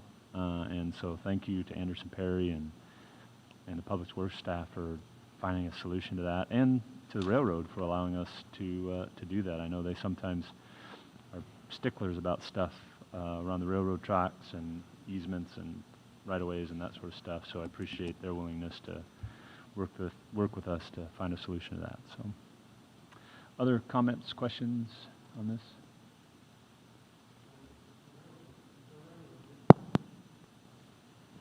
Something out of it, right? Yes, they have a large application fee. Nothing's for For free, a Councilor Hardin. permit. Nothing's for free. I know, But we did still save $350,000. But I agree that Yeah. needs to get it done, but at a cost. Okay? Yeah. Right. But a smaller cost than I would. Other comments? Yeah. I'm just curious what happens to the equipment and the old sewer lift station. Do we just leave it in there? Do we remove it? Do we scavenge off the pieces we need for other parts for the other lift stations? Well, I don't know that all the details, but I would assume because of the shape it was in, we're not going to be able to use a lot of the pieces just because they're worn out. But knowing our staff, we're going to salvage whatever we can, and then we're going to try to secure it so that it doesn't put anybody in danger as far as where it's located and so forth. But secure it in place, and then just leave it. Other questions from the council? Any public comment? Seeing none, can I get a motion to approve Resolution 2199? So moved. Move. Second. Wow, there are other people that are moving tonight. I thought it was just Ms. Davis. I think I heard Councilor Hardin first, and seconded by, was it Councilor Meyer? Duran? Councilor Duran. Second, Resolution 2199, and lay it upon the record. Roll call. Yes. Yes. Yes. Yes. Yes. Motion passes unanimously. Other, South Hermiston Industrial Project Property Use and Alienation Agreement. Mr. Smith. Mr. Morgan, you want to walk us through this one? Yeah, so the title of the document makes it sound much more complicated than it really is. But we had City Attorney Luisi working with the attorney from the Port of Umatilla on this for the past 5 or 6 months or so in cooperation with the EDA. Really, a lot of it's based off of a template agreement from the EDA, but then we amended a few things to make it better suit our needs. Ultimately, with South Hermiston Industrial Park, the EDA is providing us with 50% of the cost for that project, and so they do these types of projects all over the country. And so they want to make sure that when they go in and invest in something for generating primary wage jobs, that it's actually being used for light industrial uses for a long time. And then also when they go in and provide grant funding, that the adjacent private property owners, in this case the Port of Umatilla would be the property owner, but they don't want the benefiting property owners to then turn around and just basically pocket the money by increasing the value that they would otherwise ask for their property. So this is a pretty standard agreement that EDA uses across the country, where it basically just says that for the useful life of these improvements, which I think they identified as 20 years, that the property has to be used for the purposes that we set out in the grant, which is basically light industrial use. So it's a longly worded title for the agreement, but that's basically what it says, is that the Port of Umatilla has consented that they will in fact use it for light industrial use for at least 20 years. So this requirement only applies to the city of Hermiston and the port. not Yes. the private property owners that are benefiting from this Yes, as well. because in the actual grant award, and we worked on this specifically, in the grant award, the Port of Umatillo's 40 acres on kind of the northwest part of the ship LID is the only parcel that's actually called out in the grant award. Okay, thank you. Any other questions? No? Any public comment on resolution, or I'm sorry, on the ship property use and alienation agreement? Can I get a motion to direct the city manager to execute the property use and alienation agreement as presented? So moved. Yes. Second. Okay. Been moved by Councilor Davis, seconded by Councilor Barone, that we direct the city manager to execute the property use and alienation agreement as presented. Roll call. Yes. Yes. Yes. Yes. Yes. Motion passes unanimously, 7-0. Committee reports. Anyone?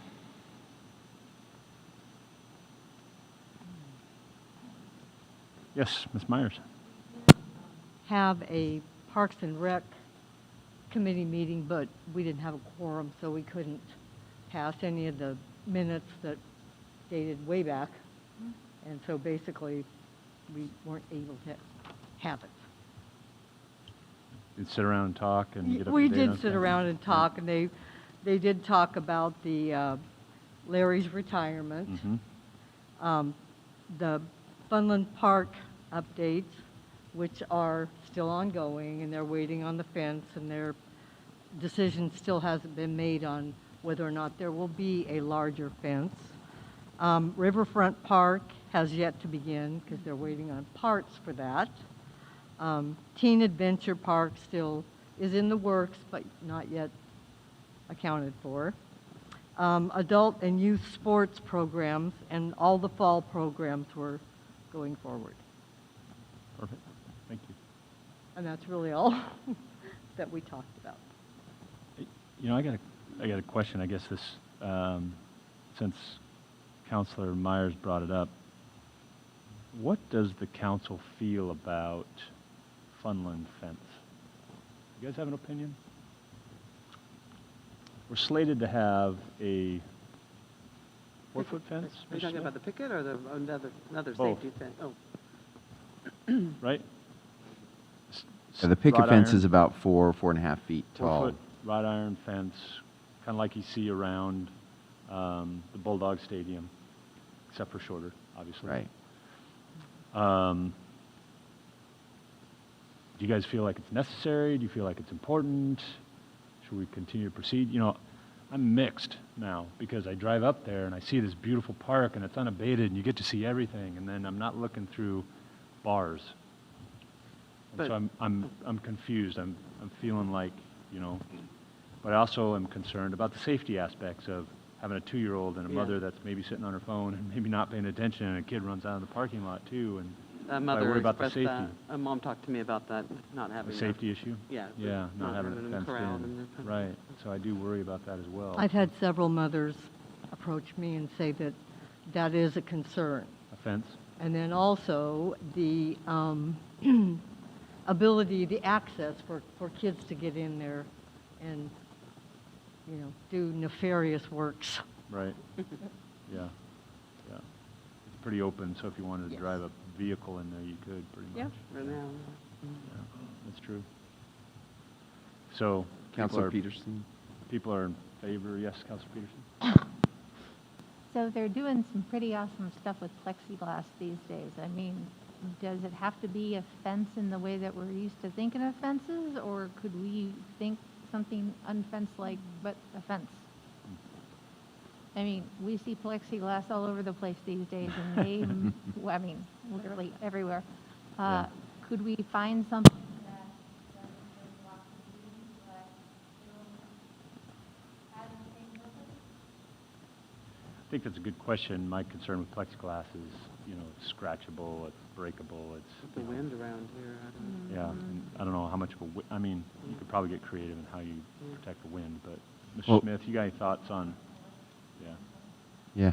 One of the things that I've been thinking about it, and I think, Larry's biggest concern about it was the damage that could get done to the playground and things. And what I'd like to see is just let's get the picket fence put up. Let's see how it works. Maybe it addresses some of the concerns of the mothers. And then we can see what options we might have or how we could maybe build off of that to maybe build to have something secure. Because, you know, I'm torn as well. I don't want to see it look, you know, like it's, you know, fenced off, you know, so people can't get there. And so, but I understand we've invested a lot of money and we don't want people just, you know, vandalizing it and ruining it for the rest of the community. So I say let's wait through kind of this fall and see how the picket fence goes, and then maybe have a little bit more discussion about, you know, how we might protect it in the future. What is the current design of the picket fence? That's what I'm not sure exactly how it goes. That's why I want to see, even if I saw it on paper, I think I'd want to see how it really kind of flows with the rest of the I think it's designed playground. back half Or I think it comes around the sides a little bit, and so could we continue that? You know, that's kind of what I'm thinking. I want to know. But not in the that. front. Right. Well, I mean, maybe not right now, I don't think in the front, but Currently, could yeah. we continue that around and make that kind of feel like part of the park, but also be protecting the park? So. I do know that at the meeting the other night, Brandon said that they couldn't even start until October, so we would Yeah. have some time to kind of look into what we may want. Well, Yeah. I guess my thought too is, I mean, we've had other ideas about how to protect the safety of that park, including getting the video cameras installed so that there's some sort of surveillance there on a regular basis. I don't know how far we've moved on that, whether those are installed, whether anybody's watching them or goes back Well, and yeah, checks things out. And the other thought is, I mean, a lot of things that I've seen of people complaining about what's going on there during the days, people not respecting the park, people bringing food in, just dumping it out, leaving messes there, and whether there's the ability to either have some sort of on-site, or if there's a concession person that we're going to have there that can kind of watch over things and maybe have some sort of authority to, I don't know, either kick people out or get them to stop somehow, get them to call the police. As far as the cameras are in place. They are not all connected at this point. We're expecting the work from EOT, and our park staff needs to do a little bit of trenching. We're hoping that is done through this week, maybe into early next week, and that we will be able to get those cameras up and running. It will depend on the availability of some of our contractors, our security contractor as well as the EOT, but we're hoping that by mid next week we should have those functioning and be able to start using them the way we should. There's lights, motion light, something. There are lights. I don't know exactly how they're set up, but I know there will be lights. Okay. And then to Councilor Spicer-Coon's comment about the concession stand, do we have a concessionaire lined up? Well, the initial plan was to staff that with our own staff during the summer. Since that really didn't get open in the summer, we didn't have a plan to have it open year round. And so, I mean, that could be a possibility. Again, that's, you know, another cost factor. If we have someone there, you know, a majority of a day, that runs into costs, and then could potentially set up some other potential problems with, you know, who are you hiring? You're not really hiring a security person to work in a concession stand, and that gets difficult confronting somebody and, you know, kind of being a bouncer. And so, you know, we have to really think that through a little bit if that's the path we're going to go down. I think to his point too, though, about cleanliness and picking up afterwards, we have staff that goes around and picks up at our parks and stuff like that. Hoses, I mean, that thing could be pretty easily, I would think, cleaned up and hosed down regularly and made. We did find out that Dawn soap, it works really well on sodas that spill on that stuff. I mean, that material makes it a little tougher to clean off, the flooring material. But yeah, I mean, we can try to make sure we do that. Again, we don't often have that staff year round. That's a seasonal staff. Through the winter, we don't have as many people that are going out and even emptying trash cans and that type of thing. So, And it was also my understanding that the security cameras will be monitored by the police department when they're set up. Chief, you got an opinion on the fence? it was That a was yes. a yes. We can't hear your mic. Not working. Cameras will be monitored during the day and be recording. We just upgraded the server, so I think we're at something like 60 or 90 days storage. So we're well within the law as it pertains to retention. Do you have an opinion on the fence? City Manager Smith and I have talked about it, and I agree with, let's see what the picket fence looks like. You said October, that's right around the corner, so I think we take a look at that first and then move from there. Thank you. Councilor Barone? I think in light of everything that's been discussed with council, I think maybe we should approach that and see how the fence looks. I really think those security cameras that Councilor Spicer-Coon brought up will be a huge deterrent. Also, in terms of people respecting that playground, but we also have to keep in mind that, this Funland Park also is more of a, not just a community draw, it's more of a regional draw. And so, unfortunately, maybe other people from other communities or people coming to visit might not value it as much as we do. But at the same time, I think there should be something that needs to be done. I'd like to see where we are after the cameras and the fence, but if not, continue expanding that fence at least a little bit. But I also see why you're torn, because the point of that park that makes it really awesome is the accessibility, but we don't want that to be taken advantage of either. Do we have a sign out there that says "Smile, you're on camera"? No, that but always, that freaks might me be. out. I don't want to pick my nose or scratch myself inappropriately when I see that sign. So, it would be a deterrent for people if they saw that sign. I don't know. And yeah, I don't think we have those up, but those are something that we could add as we get the cameras functioning. So. Okay. I can't believe I just said that. Live. Oh, no. Anything else? Back to the Park and Rec Committee meeting, you said there wasn't a quorum, and then you said that there was a large number of minutes that haven't been passed. Correct. Which to me sounds like you haven't had a quorum in a while. Is We that haven't. due to lack There's no of? COVID. There's no meeting Yeah. during COVID. Many of the meetings were canceled outright. There's about 4 months worth of meetings Uh-huh. that haven't. I was just wondering if that was due to members not showing up, or not enough members on the committee, or? Both. With the committee is full, but not everyone during COVID showed up all the time. And then, We didn't even have meetings. no, for a then few we months. canceled, like Lori says, about 4 months in a row. Lily, do we have an opening on Parks and Rec? I thought there was one recently. I don't think so. So, there are 3 positions that are up. Coming up. Yes, but all positions are filled. Are those? A lot of applicants for that Parks and Recreation. It's always a very popular committee. So, are those 3 that are up re-upping? I know one is. So far, 2 have. Sorry. Okay. 1 has not, but we've had another about 4 or 5 applications. Yeah, it's always very popular. Good. Yeah, I would encourage those people that are on the committees, especially those super popular committees, to, show up, make a difference, so we can move on and do some business. And if you can't commit, obviously there's some people in the way or in the wings that are waiting to help. So maybe there's another spot for you in the city committee structure. Other committee reports. Okay, seeing none. Mayor's report.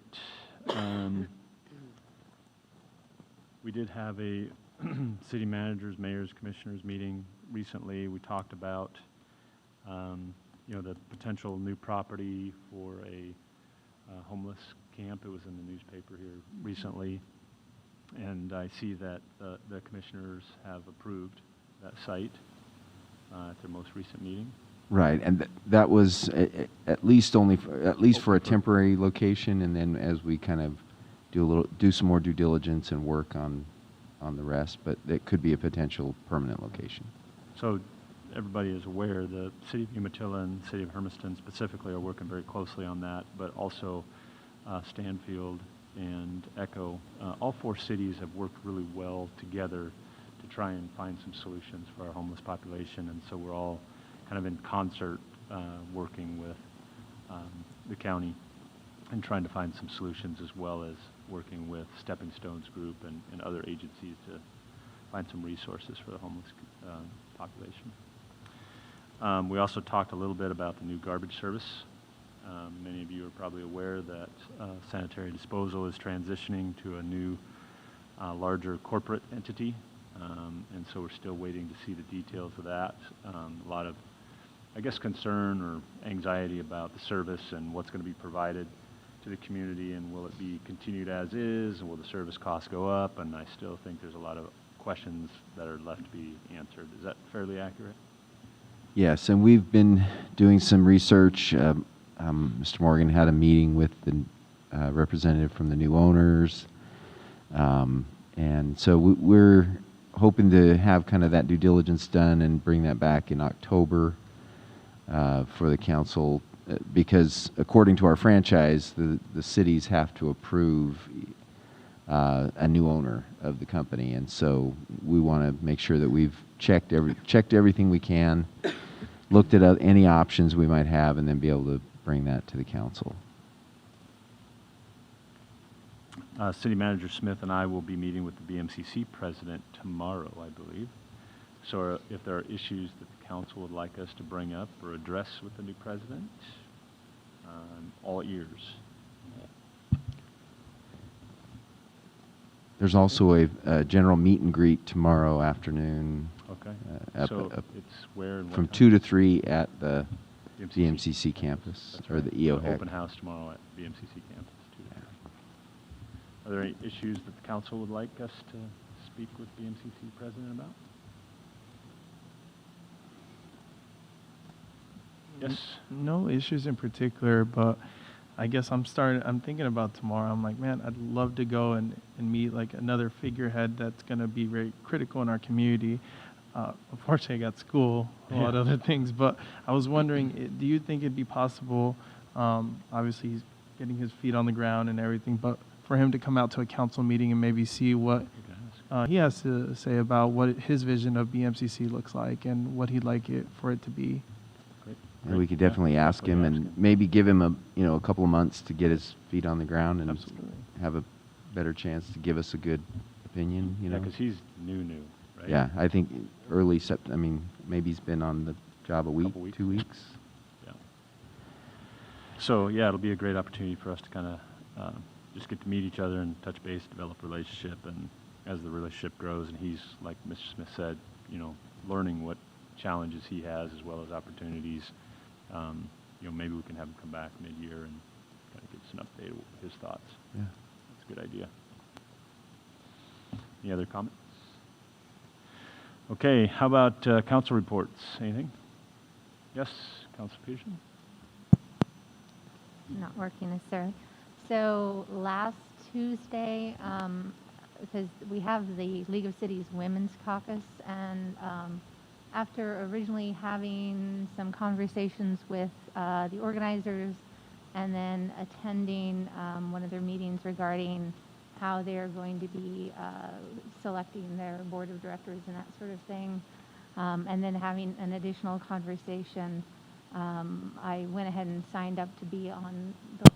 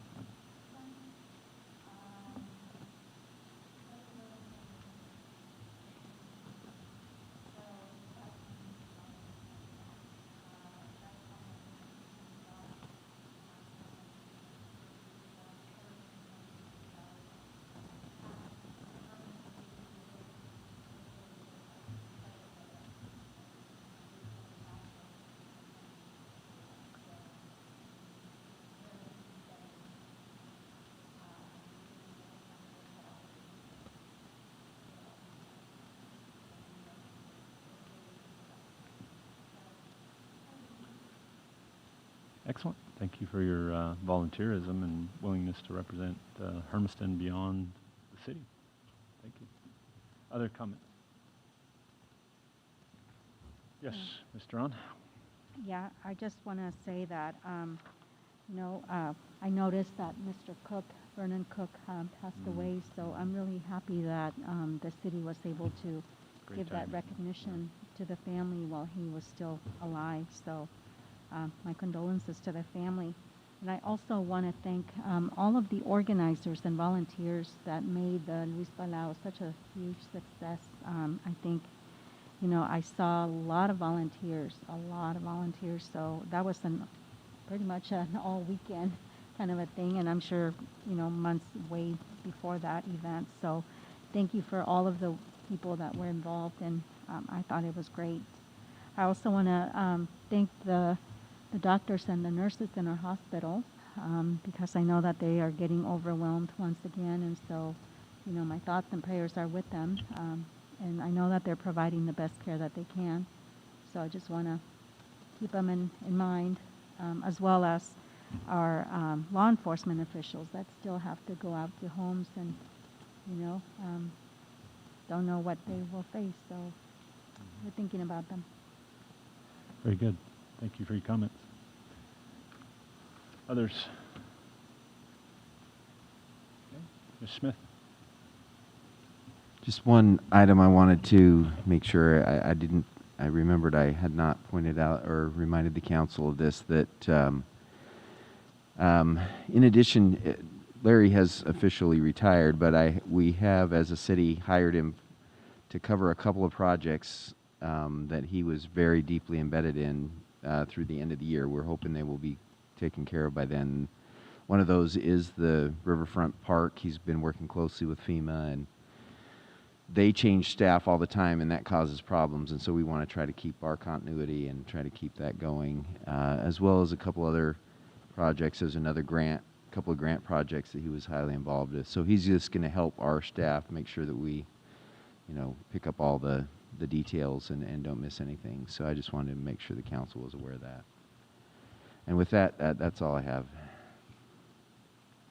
Or his replacement, what's the planned cycle for that? So the first date, the position closes on October 2nd, and then the consultant will take a look at, the recruiter will take a look at the applicant pool.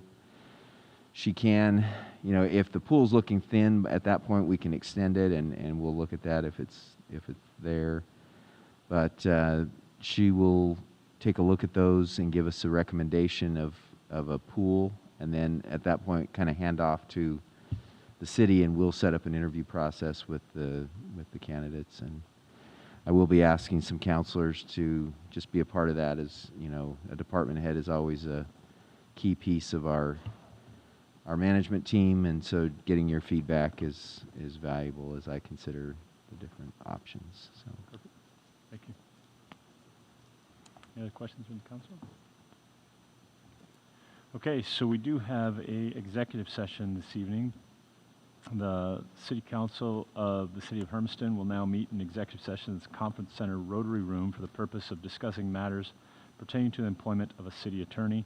The executive session is held pursuant to ORS 192.6602A, which allows the council to meet in executive session to conduct deliberations with persons designated by the council to discussing matters pertaining to considering the employment of a public officer, employee, staff member, or individual agent. Representatives of the news media and designated staff shall be allowed to attend the executive session. All other members of the audience are excluded. Representatives of the news media are specifically directed not to report on any of the deliberations during the executive session, except to state the general subject of the session as previously announced. No final decision may be made in executive session. At the end of the executive session, the council will return to open session, which the audience may attend. The executive session will last approximately 20 minutes. We are in recess.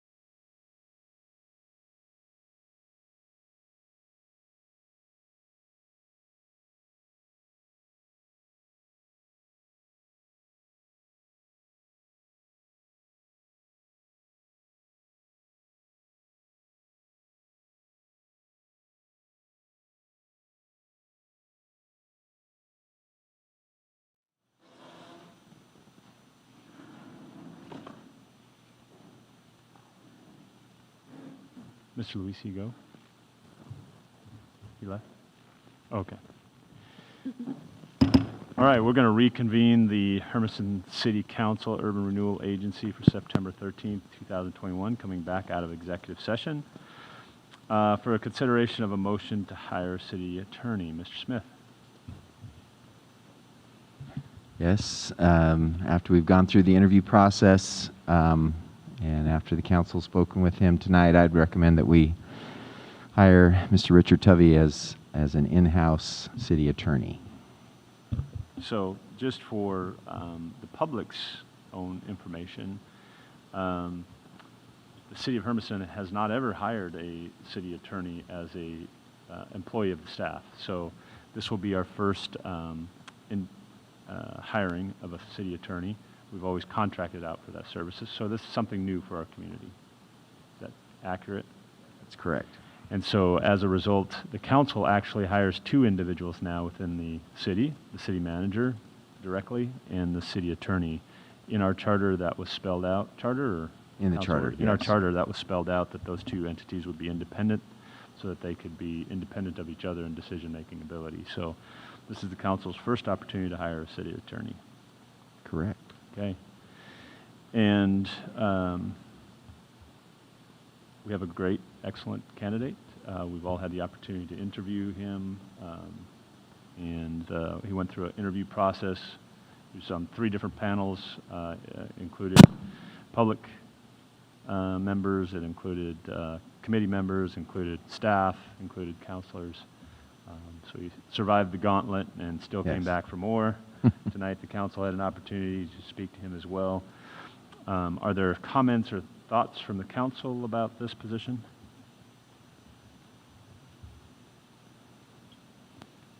Well, I will speak. Like a good fit for what we need. Yeah, I am super excited to have as competent and capable an individual apply for this position. He's a local boy, grew up here locally, lives here in Hermiston, has cut his teeth in the region, has proven himself in multiple different counties and environments.